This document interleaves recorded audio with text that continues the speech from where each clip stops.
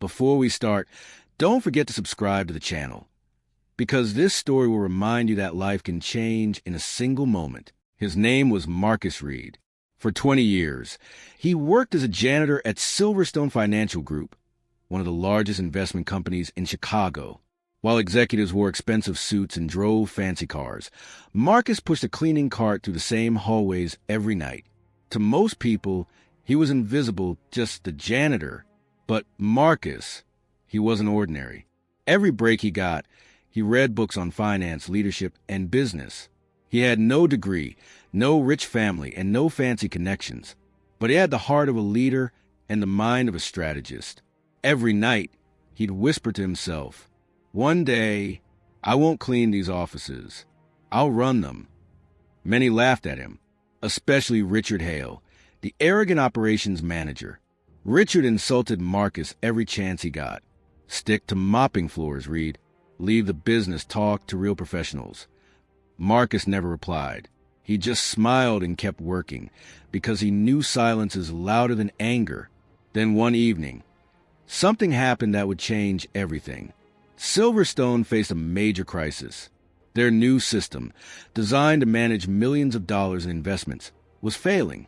Data was missing, clients were panicking, and the entire company was on the brink of collapse. That night, as Marcus cleaned the conference room, he overheard executives stressed and shouting.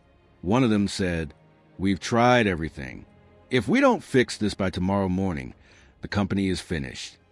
Marcus hesitated, then knocked on the open door. "Excuse me," he said softly. "I think I know what's wrong with your system." The room went silent. Richard snapped, You're a janitor. Get back to work." But the CEO, Mr. Dalton, raised a hand. "Let him speak." Marcus walked forward, nervous but confident.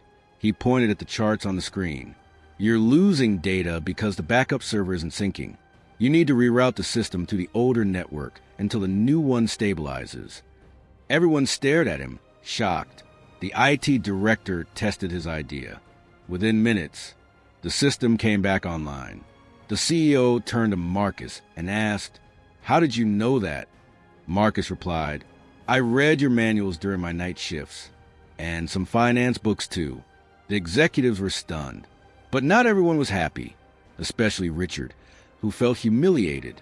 The next day, the CEO called Marcus into his office. "Marcus, I want to offer you a position in operations. Not cleaning, but managing." Marcus couldn't believe it. His journey had begun. Over the next few years, Marcus worked harder than anyone.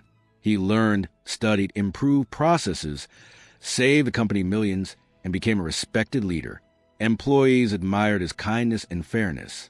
He never forgot where he came from, and he never let success change the way he treated people. Meanwhile, Richard's arrogance got worse. He made careless decisions, mismanaged budgets, and eventually caused a huge financial mistake that nearly cost the company its reputation. The board had no choice. They fired Richard, and the person chosen to replace him was Marcus Reed, the former janitor. Marcus transformed SilverStone. He introduced efficient systems, modern technology, and employee support programs. Profits skyrocketed. Morale improved. Clients returned stronger than ever. 5 years later, the board held a special meeting. They voted unanimously.